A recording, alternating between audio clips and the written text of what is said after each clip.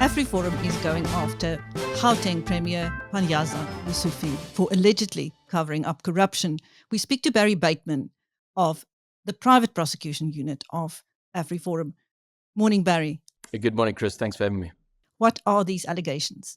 Well, the allegation is that despite numerous reports, forensic investigation reports that uncovered serious corruption, fraud, money laundering within the Department of Social Development going as far back as 2017 financial year, the Office of the Premier, Mr. Panyaza Lesufi, has allegedly taken decisions within the department so as to not hold those implicated officials accountable. In fact, the 13 officials that were suspended on the basis of these reports, the suspension started in the middle of last year.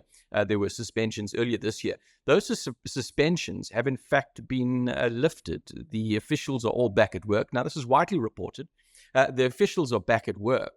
And they are back once again in charge of dispersing and engaging with non-profit organizations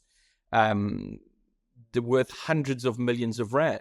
The further allegation is that, and the Gauteng department the provincial government spends a lot of money commissioning forensic investigation reports. They get these findings, which make adverse findings against officials, but further reports are commissioned to review the previous reports, because what we understand in the allegation is that where there are adverse findings, you commission somebody else to review until you get a favorable finding. So it's all part of an attempt to try and make these allegations go away. We say that there must be criminal prosecution. The disciplinary internally must proceed. And if there has been a failure in terms of the law by the senior officials, including Panyaza Lesufi, to report specific crimes as is required, they too must be held accountable. Who made these allegations, Barry? Well, we've got a whistleblower, somebody very senior in the Gauteng provincial government, somebody that is very concerned about what is happening. We were approached by this person a few months ago when that decision was taken to uplift the suspension of the officials. It became evident to this person that attempts to hold those accountable were being thwarted. So they approached us, and the reason they approach us as an anonymous whistleblower, well, we know who the individual is, but the reason they approach us is because of government's absolute failure to protect whistleblowers. Because we've seen people who try and do what is right to hold people accountable, they in turn become the targets for victimization and they get worked out of the system. So the person is a very senior person. They have intimate knowledge of what Panyaza Lesufi and senior officials in the department have allegedly been doing, and they would like to see the implicated officials held accountable. And what proof has been provided of these allegations? Well, let's have a look at what we have in terms of the allegations against the officials. We've got half a dozen forensic investigation reports dating back, where the first one was handed into the government as far back as 2019.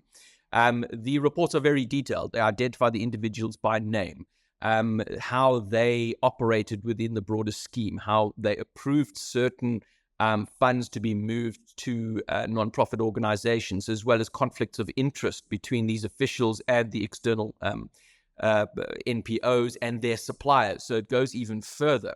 So we have that evidence. And then we have what is publicly known. It has become public knowledge that the officials were suspended, that the officials, the suspensions were subsequently lifted. The allegations also further covered. Ground Up has done extensive work on these various allegations. So we know that the suspensions were lifted. We now have somebody who is on the inside saying that the reason for these various decisions, which has thwarted attempts to proceed with the disciplinary inquiry. Just another point there, Chris, as well. A law firm was appointed. It got to as far as a law firm being appointed to conduct the disciplinary inquiries. Their mandate was terminated and the suspensions were uplifted. Now we've got somebody internally telling us who is allegedly responsible for all those decisions, and it goes all the way to the top. We're asking for answers. Now, Mr. Lesufi says that the letter AfriForum sent him is the opposite of what is contained in your media release. I saw that, but I'm not too sure what exactly he's referring to, because the media release is based exactly on what is contained in the letter. He posted a screen grab of the first page of the letter. I suggest he reads the whole thing. Now, how is AfriForum's private prosecution unit going forward with this, Barry? Well, we've written this letter. We formally represent the whistleblower. We have asked pertinent questions. We argue that it's in the public interest that the Premier provide answers to the public. This is all about clean governance. All we're asking for is that the implicated officials be held accountable and the government do what is required in terms of the law and its own internal policies to hold people accountable. And in the absence of those procedures going ahead, we need to know why. The buck has to stop somewhere. We say it stops at Premier Lesufi. We expect a letter from the Premier. We have written formally. We would like to see a response to our questions. We say it's in the public interest. Failing that, we will explore other avenues to hold the officials accountable. We have not ruled out approaching the courts to obtain a mandamus, for example. That's just one of the avenues. Of course, there's also approaching the authorities to ensure that the authorities do what they are required to do to hold the people accountable.